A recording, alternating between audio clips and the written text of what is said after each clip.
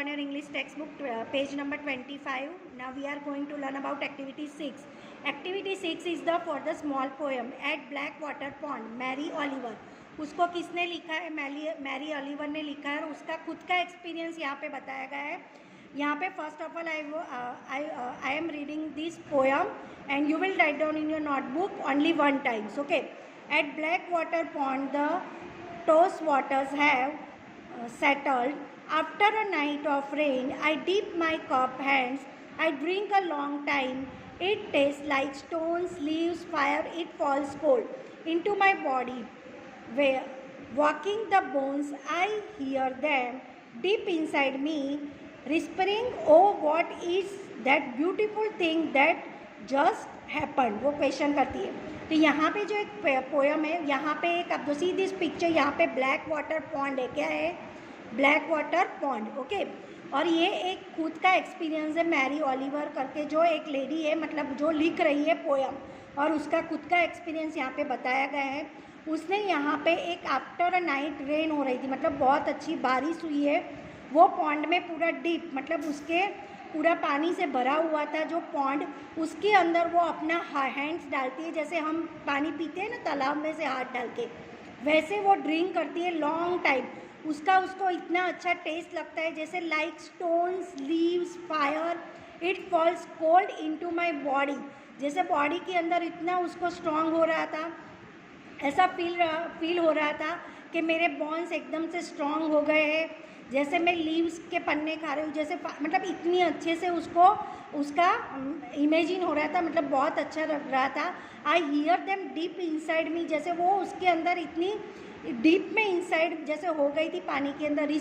रेस्परिंग oh what is this beautiful thing, उसको ऐसा लग रहा था कि इतना अच्छा ब्यूटीफुल थिंग्स है, जैसे कि उसकी बॉडी के अंदर उसके बोन्स इतने स्ट्रांग हो गए थे, जैसे वो चल रही थी, जैसे उसको लग रहा था कि ये पानी से मुझे इतना स्ट्रांग बनाया गया है. वो पानी का टेस्ट उसको इतना अच्छा लग रहा है था. और वो वाटर था जिस वो पानी पी रही थी, उसमें उसके बहुत सारे मतलब जो रिस्परिंग, मतलब उसमें से उसको जो स्ट्रेंथ मिल रही थी वो बहुत ही अच्छी हो रही थी. इसलिए उसको ये पॉन्ड के बारे में मतलब उसका खुद का एक्सपीरियंस यहाँ पे बताया गया है. Now activity 7. Look carefully at Oliver's poem at Blackwater Pond to answer this question. यहाँ पे जो क्वेश्चन है वो पोएम के हिसाब से आपको उसका आंसर्स देना है. The title at Blackwater Pond tells us that the poet is at a certain place. Use at to write a sentence telling where you are now. मतलब आपको एक सेंटेंस में लिखना है कि ये पॉन्ड कहाँ पे है. जैसे ही आप लिख सकते हो कि I am at my home now, मतलब आप यही जगह पे हो, आपकी नियर बाई ये ब्लैक वाटर पॉन्ड है, तो आप ऐसा लिख सकते हो I am at my home now, या फिर ऐसा लिख सकते हो I am at my school now. मतलब दोनों में से कोई भी एक एट का यूज़ करके आपको उसका सेंटेंस बना के उसका आंसर्स लिखना है टाइटल में. The poem says I deep my cup hands, I drink a long time.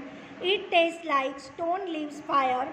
What taste like stone, leaves and fire. उसका क्वेश्चन है the water of the black water pond, मतलब उसका टेस्ट उसको किस में से आ रहा था. तो जैसे यहाँ पे बताया स्टोन, लीव्स एंड फायर का टेस्ट किस में से आ रहा था, तो उसका आंसर है the water of the black water pond. उसमें से उसका टेस्ट आ रहा था जिसने उसको मतलब वाटर ड्रिंकिंग किया था, मतलब उसने पी लिया था, जैसे उसका टेस्ट किया था.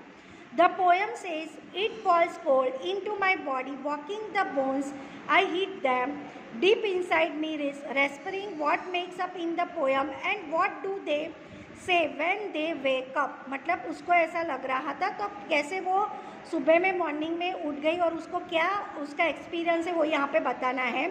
Bones wake up, they whisper and feel something happen in body. मतलब उसका जो बॉडी में उसका जो उठी, तो उसका मतलब जो उसको चल रही थी वो डीप बॉन्स, उसके बॉन्स इतने स्ट्रांग हो गए थे ये पानी पीने के बाद, मतलब उसको वो एक्सपीरियंस हुआ था.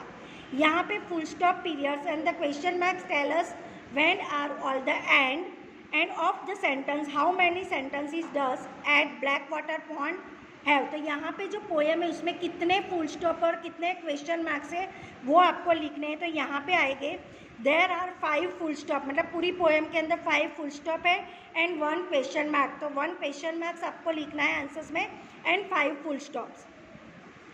Commas tell us that when a sentence has more than and part which sentences in the poem have more than one part, मतलब यहाँ पे आपको ये बताना है कि सेंटेंस के अंदर क्या क्या, मतलब जो पार्ट में सबसे ज़्यादा इम्पोर्टेंस क्या है, जो उसके बॉडी के पार्ट को, मतलब ये पूरे पोएम में उसको बेनिफिट्स होते। तो जैसे लाइक आएगा, it taste like stones leaves and fire.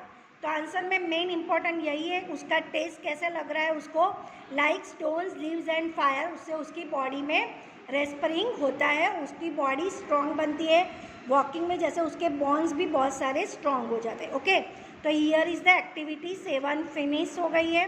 Activity 8 omit है, so tomorrow I will explain you activity 9। Okay, activity 9 water water everywhere, tomorrow I will explain you. Okay students, bye.